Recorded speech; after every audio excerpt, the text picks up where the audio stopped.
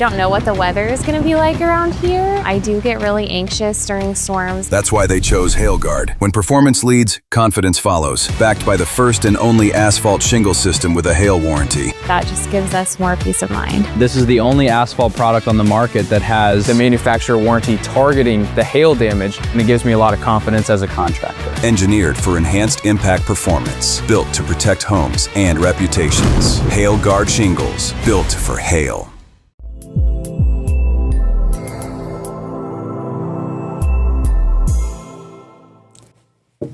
Hey there, everybody. It is Monday afternoon. It's a little bit after 2 o'clock. You're on Peaks to Plains Weather. I am Matt Meister. Want to give you an update here on a severe thunderstorm around the Trinidad area. The severe weather coverage on Peaks to Plains Weather is sponsored by Tamco Building Products. We'll jump right to Tamco Live Radar here. And you can see that we have a severe thunderstorm, like I said, off to the southeast of Trinidad. So this is mainly for Fisher's Peak State Park. This warning is in effect here as we move through the next half hour or so. It is in effect. Let me grab that for you here and see what time. It's up till 2:30. So we've got 24 minutes to go. Notice how over the last little bit, this storm has collapsed. So there was a little core here. You see some white colors and then it collapses. Because of that, some wind gusts around 60 miles per hour possible. There may be some hail just to the north of Cokedale right now, around 1/2 inch to 3/4 of an inch in diameter.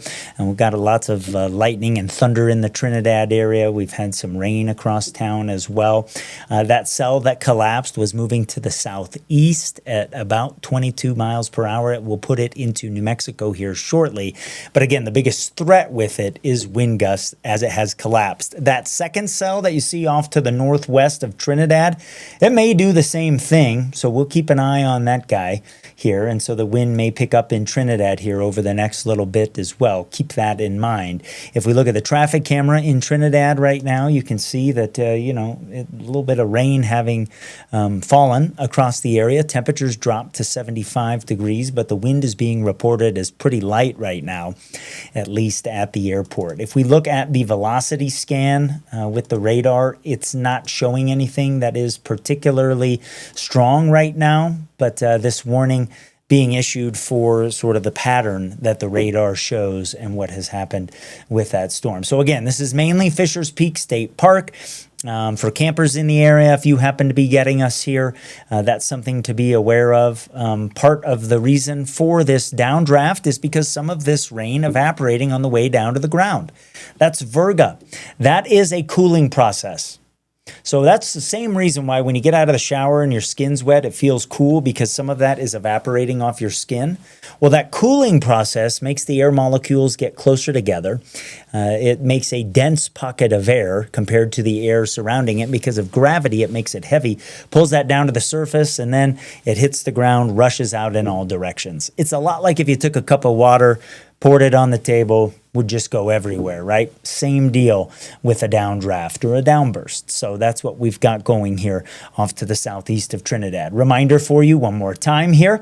We have a cluster of storms in the Trinidad area. One of them has prompted a severe thunderstorm warning from my friends at the Weather Service for some wind gusts around 60 miles per hour.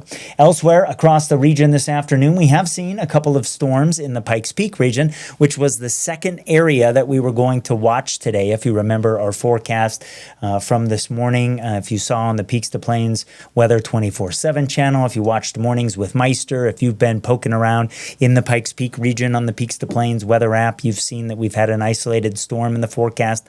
A lot of these are getting from the away from the higher terrain, kind of coming off the slopes of Pikes Peak and then collapsing. So they are producing a little bit of rain, producing some wind gusts, mainly around or under 40 miles per hour as well. The strongest cell is on Highway 115 right now, off to the southwest of Security, and we will keep an eye on that here in just a second. I just got an alert from the Peaks to Plains weather app that lightning has been reported with that cell on the northwest side of Colorado Springs as well. So if you don't have the Peaks to Plains weather app turned on, you should.